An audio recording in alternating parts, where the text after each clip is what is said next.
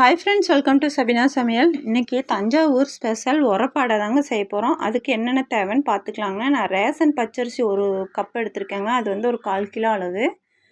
அதே மாதிரி ரேஷன் புழுங்கரிசி ஒரு கப் எடுத்திருக்கேங்க. இது இட்லி அரிசி சேர்த்திக்கலாம். நான் வந்து இன்றைக்கி ரேஷன் புழுங்கரிசி தான் இன்றைக்கி சேர்த்திருக்கேன். இதை வந்து கொஞ்சமாக கல் உப்பு போட்டு இப்போ நல்லா கழுவி எடுத்துக்கலாங்க. அந்த அரிசியோட அந்த வாசம்லாம் போயிடும். நல்லா ஒரு 6லேருந்து 7 டைம் நல்லா கழுவி எடுத்துக்கலாம்.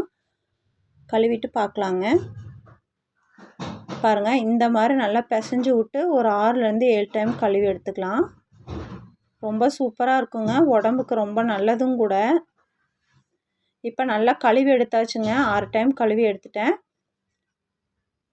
இப்போ இதுக்கு இதோட தேவையான பொருளெல்லாம் போட்டுக்கலாங்க. இப்போ வந்து நான் ரேஷன் பருப்பு துவரம் பருப்பு எடுத்திருக்கேங்க. அது வந்து ஒரு 150 கிராம் எடுத்திருக்கேன். அதே மாதிரி கடலப்பருப்பு ஒரு 150 கிராம் எடுத்திருக்கேன். கருப்பு உளுந்து இருக்கும் பார்த்திங்களா, அதுவும் ஒரு 150. எல்லாமே வந்து கரெக்டான அளவு எடுத்துக்கணும். இப்போ கருப்பு உளுந்து ஒரு 150 கிராம் எடுத்திருக்கேன். காரத்துக்கு நான் ஒரு 6 வரமிளகா எடுத்திருக்கேங்க. இது கொஞ்சம் காரம் ஜாஸ்தியாக இருக்கும். இப்போ இது எல்லாமே சேர்த்து இன்னும் ஒரு 3 டைம் நல்லா கழுவி எடுத்துக்கலாங்க. கழுவிட்டு இது ஊற வச்சுக்கலாம். இது 6லேருந்து ஒரு 7 மணி நேரம் ஊறணும். நான் நைட்டு ஒரு 10 மணிக்கு ஊற வச்சேங்க. இப்போ காலையில் நான் நல்லா ஊறிச்சு பாருங்கள். இப்போ இதை அரைச்சிக்கலாம். ஒரு மிக்சி ஜாரில் மாற்றிக்கிறேன். கொஞ்சம் கொஞ்சமாக போட்டு நல்லா நெய்ஸாக இல்லாமல் கொரகொரப்பாக அரைச்சி எடுத்துக்கலாம். பாருங்கள், இந்த அளவு நல்லா கொரகொரப்பாக அரைச்சி எடுத்தாச்சு.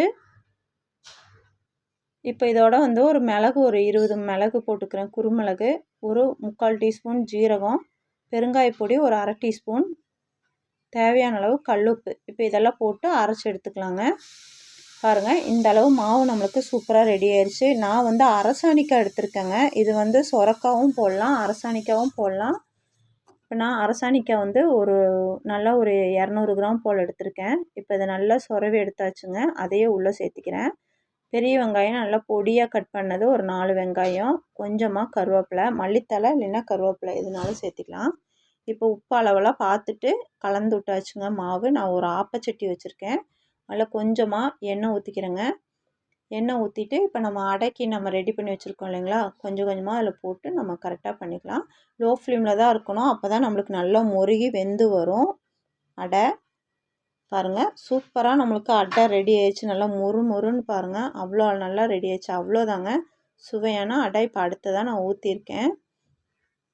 லோ ஃப்ளேம்லேயே வச்சுக்கணும், அப்போ தான் உள்ளே வேகும் நல்லா. அவ்வளோதாங்க இந்த வீடியோ. இந்த வீடியோ உங்களுக்கு பிடிச்சா லைக், ஷேர், சப்ஸ்கிரைப். அடுத்த வீடியோவில் சந்திக்கலாம். பா.